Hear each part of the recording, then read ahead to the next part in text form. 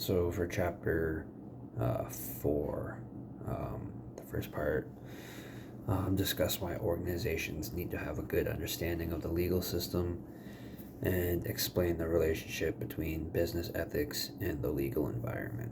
So basically, um, companies and businesses need to have a good understanding of the legal system, um, because it's basically a set of guidelines and rules and regulations that sort of define unacceptable behavior across the entire board.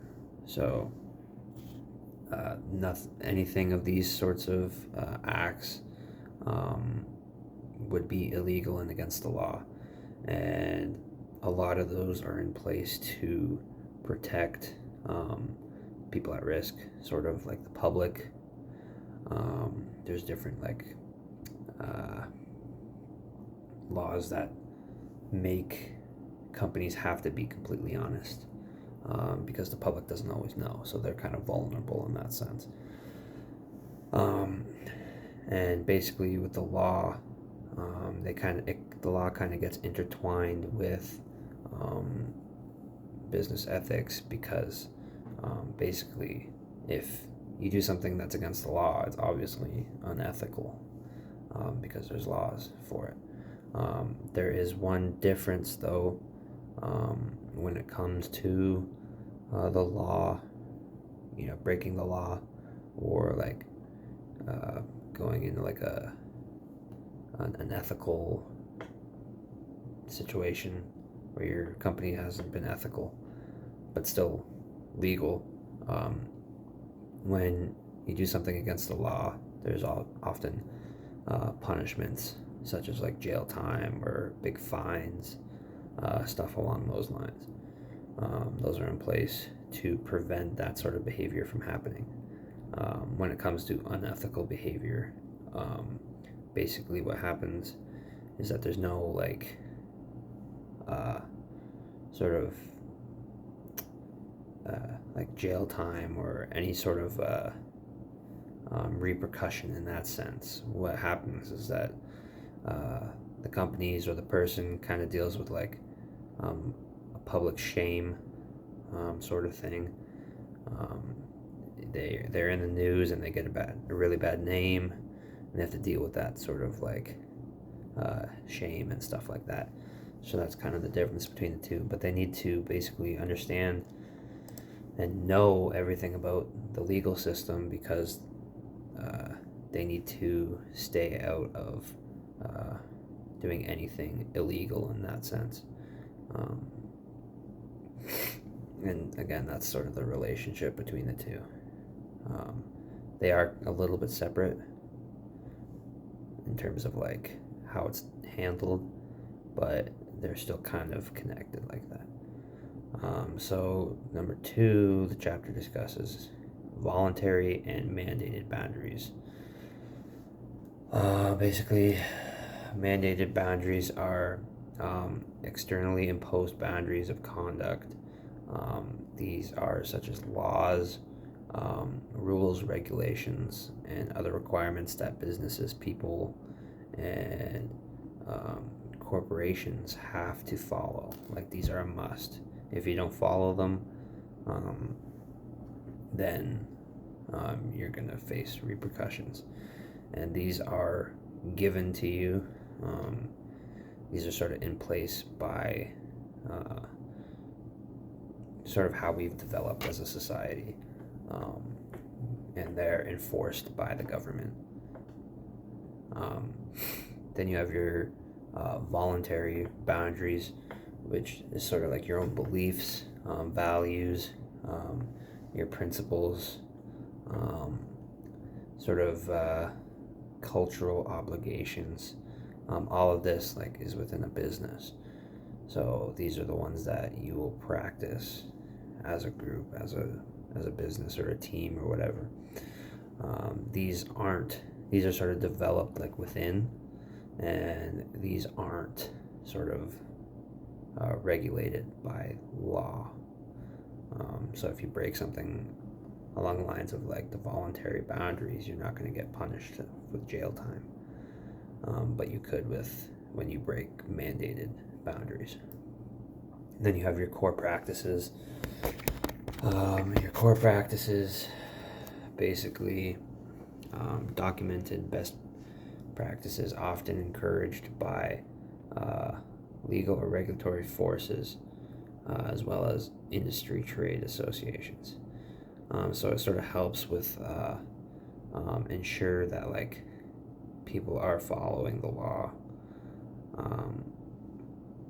and you're able to like be sort of kind of like self-regulation and stuff like that.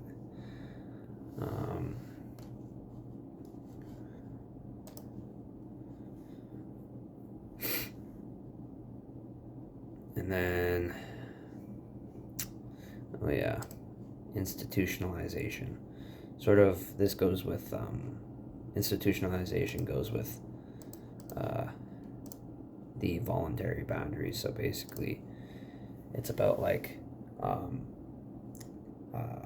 establishing something that is like to be normal. So your code of ethics, your values as a business, you're making those the normal within your company and within the people that are there. So that's something that you can do when you own a business to make sure that your workers and employees are, being ethical to the way that, you like. And you kind of like put it in there as that.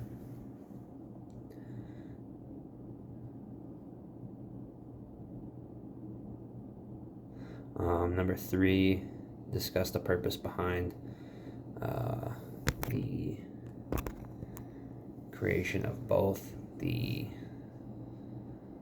I don't even know how to pronounce it. The two acts. So basically, there are 5 acts to the first one, 1 through 5. The first, Sarbanes-Oxley, whatever. This was in response to a nationwide spread of corporate accounting scandals. So a lot of like fraudulent reportings, financial stuff, and basically that's why it was put into place. It requires a corporation to establish like a code of ethics for financial reporting to make sure that these financial frauds don't happen and they're able to be regulated in that sense. You don't want the fraudulent financial reporting to happen. That's taking advantage. And so that's why that law was put into place. So there's 5 acts. Public Company Accounting Oversight Board monitors accounting firms and establishes rules and standards for auditors in accounting firms. Then you have your auditor and analyst independence. Then you have your whistleblower protection. This is like, oftentimes people would be like afraid to kind of speak out when a company was doing something wrong in case they had to face repercussions, such as being fired or something like that. So whistleblower protection like protects those people so they can do the right thing and come out and say what's going on. And then you have your cost compliance. Sort of the national cost of compliance can be extensive, internal, external, and auditor fees. Then you have the Dodd-Frank, Wall Street Reform, and Consumer Protection Act. So basically, this seeks to improve financial regulation, increase oversight of the industry, and prevent risk-taking and deceptive practices. So that's sort of why this act came into place. So this one,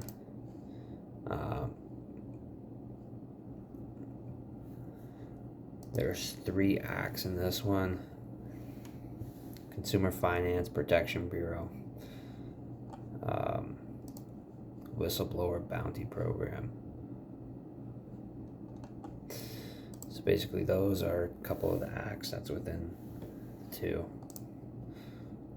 And basically, these acts are in place to help prevent any future fraud or anything that happens like that. They are in place for a reason, because a lot of that stuff was happening, and it was deemed unethical, and so as a result, they made laws around that so people can't do stuff like that, and protect certain people when it comes to reporting unethical behavior. So that is chapter 4.